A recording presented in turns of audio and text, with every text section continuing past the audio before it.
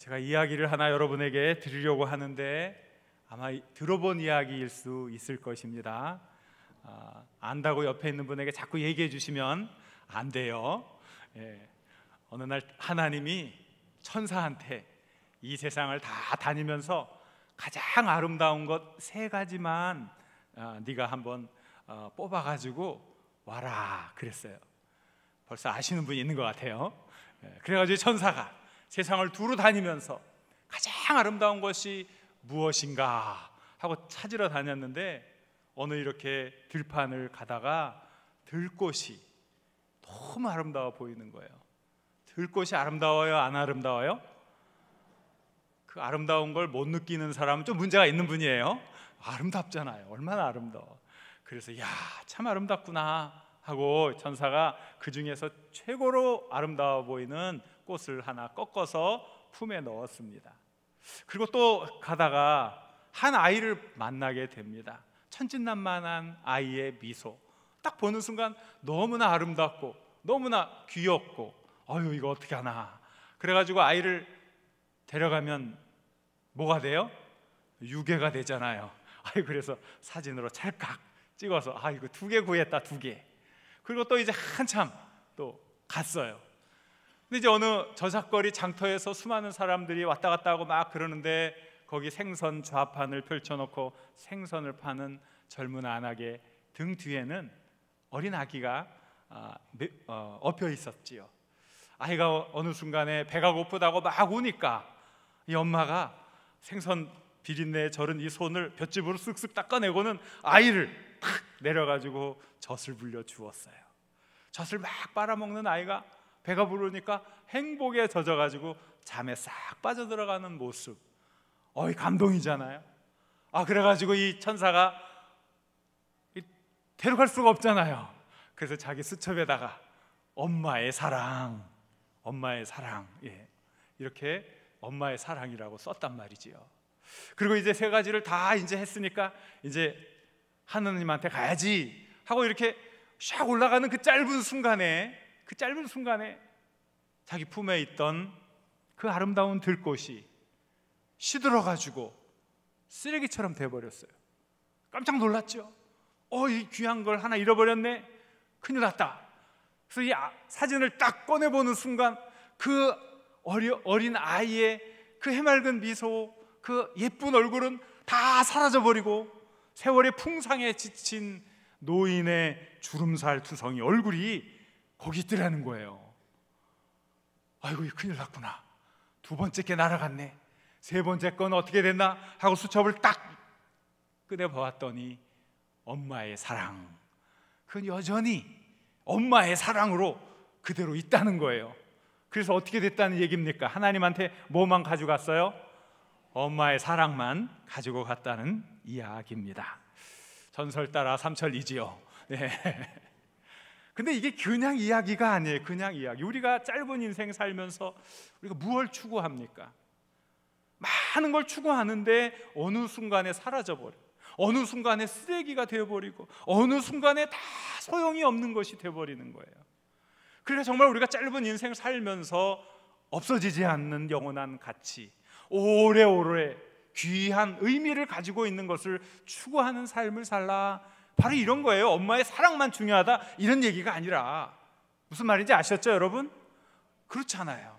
오래 남는 것, 모든 사람이 감동을 받는 것, 모든 사람이 위로를 얻고 삶 속에서 큰 용기를 얻는 것, 이런 것들을 얻는 것, 바로 변함없는 가치를 추구하는 삶을 사는 것이 지혜로운 삶이다. 아마 이것이 이 이야기가 담고 있는 메시지일 거예요. 우리도 그러한 삶을 살아야 하지 않을까. 저는 오늘 성경 말씀을 읽으면서 우리가 어디에 초점을 맞춰야 되는가 하는 것에 주목해 보았어요. 오늘 제가 깨달은 내용들을 여러분과 함께 나누려고 해요. 첫 번째 깨달은 진리가 무엇일까? 너무 쉬운 건데 한번 따라해 보세요. 모든 육체는 풀과 같다. 다시 한번 해볼까요? 모든 육체는 풀과 같습니다.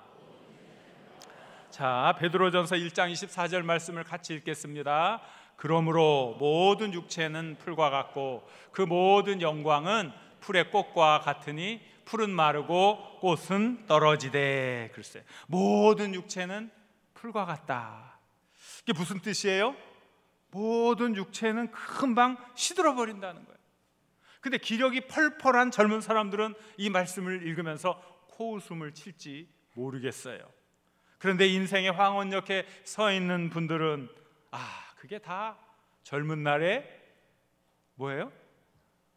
잘 모르시는군요. 그 젊은 날의 객기라고 그러는 거예요. 젊은 날의 객기. 야, 그거 다 젊은 날의 객기야. 금방 시간이 지나간다. 나에게는 꽃다운 청춘이 없었는 줄 아냐? 나에게는 미스코리아 뺨치는 미모화했던 시절이 없었는 줄 아냐? 나에게는 호날두를 능가하는 젊음이 있었던 날이 없었는 줄 아냐? 다 지나가는 거야. 인생의 삶을 이렇게 느끼는 분들은 그 죽음이 낯설지가 않는 거예요. 인생의 쇠잔함이 낯설지가 않는 거예요. 그러니까 자신의 죽음도 준비하고 마지막 입고 갈 수의를 준비하는 게 하나도 낯선 일이 아니라는 거예요. 인생의 진리를 깨달은 분들이지요. 모든 육체는 풀과 같은 거예요. 근데 우리가 어디에 지금 신경을 쓰고 있습니까? 경제적인 윤택함입니까? 명예입니까? 우리들이 추구하는 모든 명예가 사실은 풀과 같은 것, 우리들이 추구하는 모든 영광이 사실은 금방 쓰러져 버린다는 사실을 우리가 얼마나 알고 있느냐 하는 거예요. 인간이 그렇게 자랑스럽게 생각하는 문명도 인간의 육신에 기초한 것이기 때문에 풀과 같이 쇠잔한 거예요. 쇠퇴하여 사라져 버리는 거예요. 20여 년 전에 제가 이집트를 여행했어요. 근데 다른 사람들은 그때는 거의 안 갑니다. 언제 갔냐면 6월 달에 갔어요. 6월 달에. 얼마나 더운지 몰라요. 6월 달에는 절대 거기 가지 마세요. 이 뜨거운 이게 찬물 냉장고에 있는 찬물을 딱 가지고 나가서 10분만 지나다니면 이게요 뜨거운 물이 됩니다. 뜨거운 물이 열풍이 막 불어오는 그 아주 무더운 때에 어쩌다 보니까 그때 이집트를 가게 되었어요. 말로만 듣고 사진으로만 보던 피라미드를 보고 깜짝 놀랐어요. 와, 피라미드가 이렇게 큰 줄은 정말 몰랐다. 남이 얘기해 줘봐요. 아무리 남이 얘기해줘도요 다 우리는 귓등으로 들어요. 우리는 아니 그렇게 크다고 그래도요 가서 보지 않으면 이게 얼마나 큰지를 잘 모르는 거야. 막 집채만한 이 바위 덩어리 하나를 200만 개를 모아가지고 피라미드 하나가 만들어지니까 이 거대한 산을 만들어 놓은 거죠. 도대체 4,000년 전에 이 고대 문명을 가진 사람들이 어떻게 이런 거대한 토목공사를 했는가. 그냥 절로 존경심이 막 우러나오고 놀라는 거예요. 그런데 그 장관을 바라보고 있는데 수많은 사람들이, 장사오치들이, 애들이 막 와가지고 그 유창한 영어로 완돌라 무슨 말이에요? $1 일불 달라는 거야. 일불 완돌라 돌라 달라는 거하고 좀 비슷하네요. 그런 모습을 딱 보면서 아니 그들이 이렇게 영광스러운 그러한 과거에 이러한 업적을 남긴 사람들, 그런 위대한 조상들, 그 능력과 영광은 다 어디로 갔고 이렇게 초라한 적선의 손길만 눈에 보이는지 순간 깨닫는 거야. 인간이 만들어 놓은 영광은 다 지나가는구나. 카이로에서 기차를 타고 10시간을 나일강 옆으로 쭉 가는 거예요. 룩소라는 곳이 룩소. 거기에는 왕가의 계곡이 있지요. 왕들이 땅속 깊은 곳을 파가지고 자신의 무덤을 만들어 놓고 거기에 자기가 쓰던 진귀한 보물들을 다 거기다가 묻어 놨어요. 그리고 이런 벽들을 멋진 컬러풀한 그 색채로 다 이렇게 그림을 그려 놓았죠. 놀라운 예술성, 금빛 찬란한 상형 문자들, 그리고 영원히 살겠다는 마음으로 자신을 미라로 만들어 놓았는데 그렇게 검은 숫덩이가 되어 있는 거예요. 왕이, 옛날에 왕이 황제와 같은 역할을 하고 그렇게 힘이 있었는데 지금 보니까 이 숫덩어리들하고요, 숫덩어리들. 아니 뭘 그걸 숫덩어리를 만들어 놓고 그러냐 이거죠. 사람 다 가면 다 똑같은데 말이죠. 아무리 오래 살려고 해도 한갓 박제가 된 모습에 지나지 않았던 거예요. 인간이 만들어 놓은 영화, 인간이 만들어 놨던 영광은 이렇게 스쳐가는구나. 또 지중해 연안의 유서 깊은 도시 알렉산드리아를 찾아갔습니다. 막 가슴이 설레죠. 알렉산드리아, 많이 들었던 그곳. 그리고 또 지중해 문명의 요람 가운데 그 하나잖아요. 고대 세계의 중심지였고 또 고대 3대 도서관이 있었던, 그 당시에 수백만 권의 장서를 보관하고 있던 전설적인 도시 알렉산드리아. 그래서 가슴 뛰는 마음을 가지고 찾아갔는데 별로 갈 데가 없는 거예요. 그렇게 자랑스러운 그 도서관이 어디에 있었는지조차 알지 못하는 거예요. 그때 깨닫는 거예요. 인간이 만들어 놓은 그 영광, 그 찬란한 영광이 풀처럼 시들어버리고 말았구나. 우리가 학교 다닐 때 그렇게 외웠던 시조가 생각이 나는 거예요. 길재라는 분이 고려의 그 마지막 말기 때 고려 왕조의 쇠퇴를 이렇게 노래했잖아요. 여러분 아시는 분 아시죠? 500년 도읍지를 필마로 돌아드니 산천은 의구한데 인걸은 간데없네. 어주버 태평연월이 꿈이런가 하노라. 그 고려의 태평성대와 그 영광이 꿈만 같아. 그 폐허처럼 변한 그 수도 개경, 개성에서 바라보는 그런 모든 것들, 그 옛날 찬란한 영광이 다 어디 갔나 하는 것이지요. 그렇습니다. 인간은 풀과 같아요. 인간이 이루어놓은 영광도 풀과 같아요. 시편 103편 15절 16절 말씀 이렇게 노래하는데 같이 읽겠습니다. 인생은 그 날이 풀과 같으며 그 영화가 들의 꽃과 같도다. 그것은 바람이 지나가면 없어지나니 그 있던 자리도 다시. 보세요. 그냥 바람이 지나가면 쓰러져 버리는 그 인생의 연약한 존재. 우리는 인생의 한계를 알아야 합니다. 여러분, 우리 인생의 한계를 아시죠? 우리의 부족함을 아시죠? 그런 부족함을 아시기 때문에 여러분들이 이곳에 온 거예요. 그래서 하나님, 영원하신 하나님을 바라보며 예배를 드리는 거예요. 여러분은 이미 이 진리를 알고 계신 줄 믿습니다.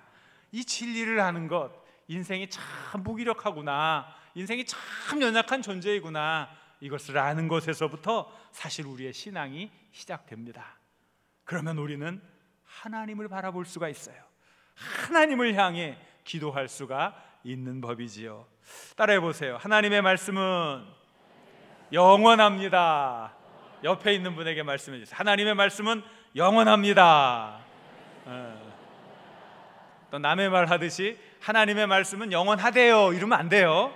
여러분 남의 말 하듯이 하는 게 아니라 여러분의 확신을 가지고 하나님의 말씀은 영원합니다. 다시 한번 옆에 있는 분에게 하나님의 말씀은 영원합니다. 하나님의 말씀이 영원해.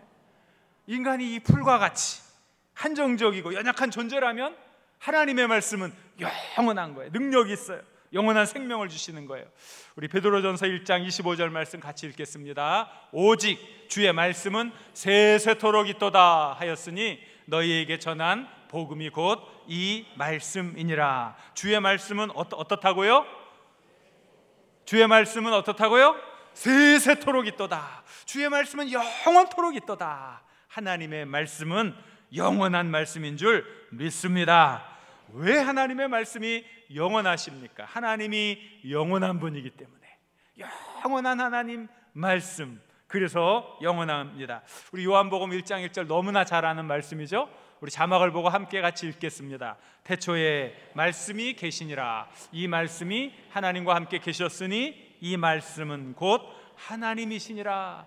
하나님의 말씀이 영원한 이유는 그 하나님의 말씀이 하나님이시기 때문에. 뭐라고요? 말씀이 뭐라고요? 하나님이시기 때문에 하나님의 말씀이 영원한 거예요.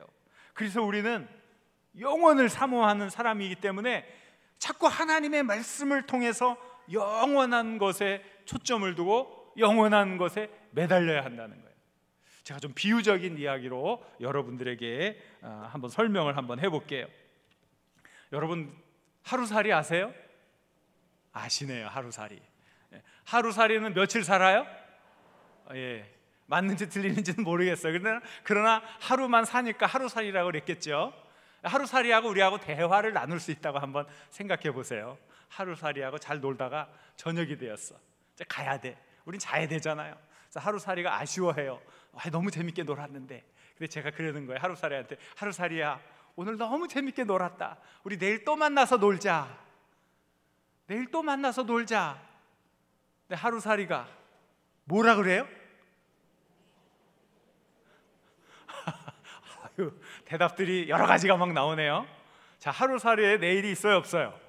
없잖아요. 내일이 뭔지도 몰라. 하루살이하고는 내일을 이야기할 수 있어요, 없어요? 그 하루살이하고 내일을 이야기하는 사람이 바보죠. 그렇잖아요. 잘 생각해 보세요. 자, 그러면은 1년생 여치하고 얘기하다가 1년생 여치란 얘기를 제가 했네요.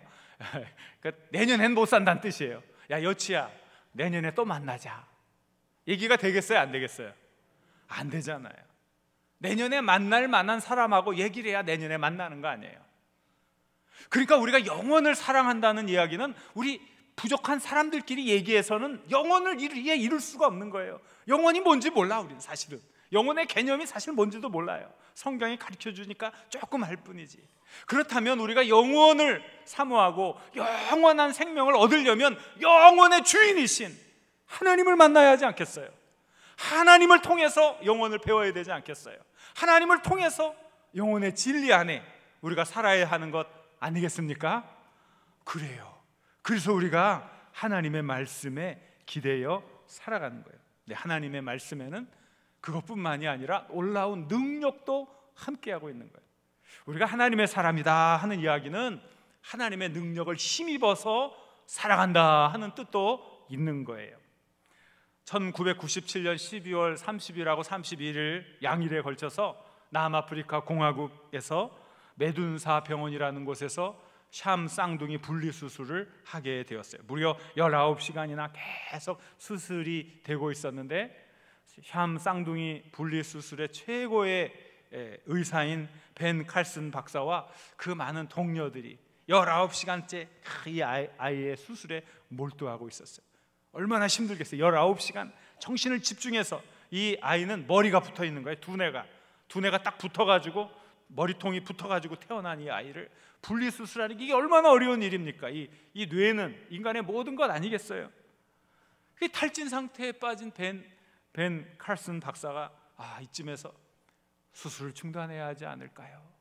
자포자기의 언어를 이야기할 때 주변에 있는 스태프들이 너무나 힘들고 고통스럽지만 여기서 멈추면 이 생명들은 다 죽으니 우리가 다시 한번 해야 되지 않겠습니까? 그때 벤 칼슨 박사는 인간의 연약함을 알아요. 내가 할 수 있는 일의 제한을 알아요. 그는 조용히 혼자 하나님 앞에 기도를 드립니다. 그는 신앙인이에요. 하나님 말씀으로 늘 살려고, 늘 수술하기 전에도 기도하고 들어가서 하는 사람. 다시 한번 그는 기도를 합니다. 하나님께 간절히 기도를 하면서 어떻게 이 어려운 난국을 헤쳐나갈까 기도를 합니다. 그런데 마침 그 전날 읽은 하나님의 말씀이 그의 마음속에 떠오르기 시작하는 거예요. 그 말씀이 무엇일까요? 요한복음 14장 12절 13절 말씀 같이 읽겠습니다. 내가 진실로 너희에게 이르노니 나를 믿는 자는 내가 하는 일을 그도 할 것이요 또한 그보다 큰 일도 하리니. 여기까지만 읽어보겠습니다. 여기까지만. 자, 예수님이 뭐라고 그랬냐면요, 나를 믿는 자는 내가 하는 일, 내가 한 일을 믿는 자도 한다. 그뿐만이 아니라 내가 하지 않은 일, 그보다 더 큰 일도 할 수 있다. 그 전날 묵상한 이 말씀이 기도하는 가운데 갑자기 떠오르기 시작하는 거예요. 예수님이 쌍둥이 분리수술을, 샴 쌍둥이 분리수술을 한 적은 없으니까 내가 똑같은 일을 할 수 없지만 여기 보면 그보다 큰 일도 할 것이다 했으니까 내가 이 말씀을 붙들고 수술을 해야 되겠다. 하나님이 힘을 주시는 거예요. 그래서 다시 수술실에 들어가서 다시 메스를 들고 아주 그 현미경을 눈에 대면서 그 조그마한 혈관, 그 하나하나 혈관벽을 하나씩 자르면서 수많은 혈관들을 잘라내고 다시 붙이고 이러면서 장장 25시간이나 걸리는 수술을 해냈는데, 그 이전에 이미 탈진했는데 누군가 자신을 꼭 감싸 안아주면서 자신에게 힘을 주어서 어느 것 하나 이렇게 잘못 건드리지 않고 무사히 모든 수술을 다 하는 그 느낌을 이분이 느끼는, 자기 힘으로 수술하는 것이 아니라 이 시간 하나님이 나와 함께 하는구나 하는 그런 큰 능력의 은혜를 힘입으면서 드디어 25시간의 수술을 끝내게 됩니다. 이 수술은 대성공으로 끝나게 됩니다. 두 아이의 뇌는 심각한 부종 상태도 없었고 또 출혈도 심하지 않았습니다. 무엇보다도 이 두 아이가 정상적으로 자랄 수 있게 된 것이지요. 놀라운 하나님의 축복과 은혜를 체험하면서 그가 이야기합니다. 물론 이것은 우리에게는 기적입니다. 우리의 능력을 뛰어넘는 놀라운 기적입니다. 하지만 이 일을 이루신 하나님에게는 기적이 아니지요. 아무것도 아닐 것입니다. 참 멋진 신앙 고백이었어요. 위대한 기적을 이룬 의사의 고백을 들으면서 여러분 어떤 생각을 하셨습니까? 하나님의 말씀을 의지하고 최후의 순간까지 최선을 다하면 그 다음에는 하나님이 책임져 주신다. 내가 책임져 줄게. 내가 너의 힘이 되어 줄게. 내가 너의 해답이 되어 줄게. 우리 하나님의 그 능력과 은혜를 체험하게 될 줄로 믿습니다. 하나님의 말씀을 붙드십시오. 어렵고 힘든 삶의 현장 속에서 여러분들이 숨가쁜 숨을 쉬면서 이제껏 살아오셨을 거예요. 많이 힘들고 많이 고통스러울 거예요. 그럴 때마다 포기하고 싶고 낙담하고 싶고 좌절하고 싶을 때마다 여러분 하나님의 말씀을 붙들 수 있기를 바랍니다. 영원하신 하나님의 말씀, 능력 있는 하나님의 말씀을 기억하시고 위기 가운데 함께 하시는 하나님의 전능하신 손길을 느끼시기를 우리 주님의 이름으로 간절히 축원합니다. 우리에게 새 힘을 주시는, 새로운 능력을 주시고 에너지를 주시고 지혜를 주시고 용기를 주시는 그 하나님의 말씀으로 승리하시길 우리 주님의 이름으로 간절히 축원합니다. 셋째로 우리는 하나님의 말씀으로 거듭났습니다. 따라해 보세요. 우리는 하나님의 말씀으로 거듭났습니다. 옆에 있는 분에게 당신은 하나님의 말씀으로 거듭나셨습니다. 당신은 하나님의 말씀으로 거듭나셨습니다. 자, 우리 23절 말씀을 같이 읽겠습니다. 너희가 거듭난 것은 썩지 아니할 씨로 된 것이니 살아있는 항상 있는 하나님의 말씀으로 되었느니라. 너희가 거듭났다는 거예요. 거듭났다는 것은요, 말 그대로 문자 그대로 무슨 뜻이냐면 우리가 어머니 뱃속에 들어갔다가 다시 태어나는 거, 이게 거듭났다는 거예요. 무슨 말인지 아셨죠? 너무 교회에서 그냥 일상적으로 거듭났다 하니까 별로 이렇게 큰 의미를 생각하지 못해요. 진짜 의미는 뭐냐면 어머니 뱃속에 다시 들어갔다가 다시 태어나는 거예요. 가능해요? 불가능해요? 이게 불가능한 거잖아요. 그러니까 이 거듭났다는 의미는 우리들에게 무엇이냐면 내가 새로운 존재가 되었다, 하나님의 말씀으로 새로워졌다, 바로 그런 거예요. 이 뜻을 야고보서 1장 18절은 이렇게 우리에게 해석해 주는데 같이 읽겠습니다. 그가 그 피조물 중에 우리로 한 첫 열매가 되게 하시려고 자기의 뜻을 따라 진리의 말씀으로 우리를 낳으셨느니라. 자, 거듭났다는 것은 뭐예요? 진리의 말씀으로 우리가 다시 태어났다 이거예요. 자, 하나님의 진리의 말씀으로 우리가 거듭났다. 그건 무슨 뜻입니까? 두 가지를 한번 생각해 볼 수가 있어요. 첫째는 우리가 영원한 생명을 갖게 되었다 이거예요. 따라해 보세요. 나는 영원한 생명을 소유하고 있습니다. 그렇습니까? 여러분 영생을 소유하고 계십니까? 영생을 소유하고 있는 거예요. 여러분 어떤 이런 거 질문하면 내가 영생을 소유했나? 내가 구원 받았나? 이러면 안 되는 거예요. 이단이나 사이비들이 자꾸 와가지고 구원 받으셨습니까? 자꾸 물어봐요. 그러면 교회 잘 다니던 분들이 아멘 아멘 하던 분들이 글쎄요 이상한 반응을 보인단 말이에요. 여러분들이 뭐 내가 어느 순간에 확 뒤집어지는 무슨 뿅 이런 체험을 해야 구원을 받는 게 아니에요. 우리의 체험이 중요한 게 아니에요. 우리의 인식이 중요한 게 아니에요. 우리는 믿음으로 구원받는 줄 믿습니다. 우리가 예수 그리스도를 구세주로 믿는 그 믿음이 우리를 구원시키는 거예요. 내가 언제 뿅 무슨 체험을 하고 무슨 죽었다가 살아나고 아유 내가 구원받은 게 요거 이단이에요. 이단, 사이비, 잘못된 가르침. 우리가 하나님을 믿는 그 믿음, 예수 그리스도를 구세주로 믿는 믿음으로 하나님의 백성이 되었어요. 예수 그리스도의 은혜로운 보혈이 우리의 모든 것을 깨끗이 씻기시고 하나님의 거룩한 자녀로 만들어 주셨어요. 이 믿음이 우리를 구원하는 줄 믿습니다. 그래요. 그래서 우리는 모두 거룩한 유업을 이은 영생을 얻은 사람들이에요. 이 믿음에서 여러분들이 의심이 없어야 돼요. 한 걸음 더 물러서서는 안 되는 거예요. 여러분은 모두 영생을 소유한 하나님의 아들, 딸들입니다. 믿으시기 바랍니다. 확신하시기 바랍니다. 그래요. 두 번째로 하나님의 말씀으로 거듭났다는 뜻은 무엇입니까? 우리가 새로운 인격이 되었다, 새로운 성품의 사람이 되었다, 이거예요. 새로운 성품의 사람. 베드로전서 1장 4절 말씀을 같이 읽겠습니다. 베드로전서 1장 4절. 이로써 그 보배롭고 지극히 큰 약속을 우리에게 주사 이 약속으로 말미암아 너희가 정욕 때문에 세상에서 썩어질 것을 피하여 신성한 성품에 참여하는 자가 되게 하려 하셨느니라. 아멘. 얼마나 이게 귀한 일입니까? 우리가 하나님의 말씀으로 거듭났다 하는 이야기는 영생을 소유했다 하는 그것과 또 하나 우리의 이제 존재가 달라졌다는 거예요.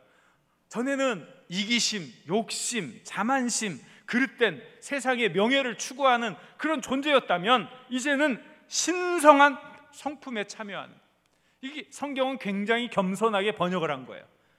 직역을 의미하면 이것은 하나님과 같이 된다는 의미거든요. 하나님의 그 성품을 우리가 담는다는 거예요. 이게 신성한 성품이라는 게. 그러니까 얼마나 이게 대단한 일입니까? 그러니까 우리가 거룩한 삶을 살게 되는 거예요. 아이고, 우리가 어떻게, 나같이 죄악투성이가 어떻게 하나님의 그 거룩한 성품, 신성한 성품을 같이 누릴 수 있겠습니까? 나로는 안 되죠. 우리의 연약함으로는 안 되죠. 우리의 부족함으로는 안 되죠. 그런데 하나님의 말씀이 우리와 함께 할 때 우리가 그렇게 된다는 거예요. 그러니까 여러분, 우리가 걱정할 문제가 아니죠. 과연 하나님의 말씀이 우리 가운데 있느냐, 이게 중요한 거죠. 미국 플로리다의 감리교 목사인 빌리 튜더라는 아주 훌륭한 목사님이 계셨어요. 그분은 자신의 어린 시절의 어려움을 많은 사람들 앞에 간증하면서 설교를 합니다. 굉장히 어렵고 힘든 고통의 시간을 보낸 것 같아요. 1930년대 미국 대공황이 휩쓸던 시대, 많은 이들이 직업을 잃고 먹고 살기 위해서 고통 속에서 살아가던 그런 고통의 시대였어요. 그때 아버지와 어머니 그리고 3남매는 먹을 것이 없어서 구세군 급식소에서 연명을 하고 있던 때였어요. 아버지는 굉장히 무책임했어요. 가족들을 위해, 가족들의 생계를 위해 일을 하려고 하기는커녕 알코올 중독에다가 도박에 빠진 사람이었어요. 이 사람이 6살 때 자기의 두 동생, 이 3남매를 앞에 두고 아버지가 물끄러미 바라보면서 이제 이것이 너희를 보는 마지막 순간이 될 것 같구나, 이런 이야기를 하고 집을 나간 거예요. 이게 무슨 뜻입니까? 이분이 도박을 하다가 진 빚을 갚기 위해 도적질을 하고 철창 신세를 지고 그러다가 내가 살아서 뭐해 하고 이제 자살하려고 마지막으로 그 어린 3남매 앞에 놓고 이게 너희들 보는 마지막 순간이구나, 이렇게 탄식을 하고 나가는 거예요. 어머니가 그 모습을 눈치채고 그 아버지를 따라가 눈물을 흘리며 만류하고 설득합니다. 그리고 우리가 교회에 나갑시다, 새로운 인생을 삽시다. 그 후에 어찌 되었습니까? 정말 놀라운 일이 일어났어요. 쓰레기 같은 인생을 살아왔고 자녀들에 대한 책임도 귀찮아했던, 그리고 자살을 했던 패배자 아버지가 하나님을 만난 거예요. 예수님을 만난 거예요. 교회를 다니면서 새로운 인생을 사는 완전히 새로운 피조물이 되었던 거예요. 자신의 남은 생애를 하나님을 위해 바쳐야겠다 생각을 하며 새 삶을 살기 시작합니다. 그의 아버지는 초등학교 2학년밖에 나오지 못했어요. 공부도 많이 하지 못한 사람이었어요. 하지만 성경 구절을 무려 500개나 암송을 했다고 합니다. 매일 저녁마다 유치장이나 교도소나 병원이나 술집이나 사람들을 찾아다니면서 복음을 전하는 아주 의미 있고 가치 있는 삶을 살았다고. 그 아버지의 귀한 삶이 있었기에 내가 이렇게 훌륭한 목회자가 될 수 있었노라고 고백을 했던 것입니다. 여러분, 우리가 우리 스스로를 얼마나 이기겠어요? 얼마나 여러분 의지가 강하십니까? 작심삼일이라는 말이 있듯이 3일도 요즘에는 못 걷. 요즘엔 말이 달라졌어요. 작심삼일이 아니라 작심 3초라 그래요. 그게 우리예요. 그게 우리. 그러니 어떻게 해요? 그러나 하나님의 말씀이 있습니다. 영원한 말씀, 능력의 말씀, 지혜의 말씀, 생명의 말씀, 이게 하나님의 말씀이 있기에 우리의 존재가 달라질 수 있습니다. 하나님의 말씀을 통해 우리의 존재가 하나님의 거룩한 성품에 참여할 수 있게 되는 거예요. 그 영광을 바라볼 수 있기를 바랍니다. 하나님께 부르짖을 수 있기를 바랍니다. 영광의 그 말씀, 생명의 말씀이 오늘 나를 인도해 가게 하여 주옵소서. 부족하고 연약하지만 하나님의 거룩한 성품에 참여하게 하여 주옵소서. 그 말씀을 통해 영원한 축복을 누리시길 우리 주님의 이름으로 간절히 축원합니다. 우리 오늘 주신 말씀을 생각하며 함께 기도하겠습니다. 영원하신 하나님의 말씀으로 거듭나게 하옵소서. 영원한 생명을 소유하며 아름다운 삶, 새로운 인격, 새로운 성품의 사람이 되게 하옵소서. 거룩한 삶으로 많은 이들에게 참된 은혜를 전하는 삶 살게 하옵소서. 우리 주여 한번 부르고 함께 기도합니다. 주여.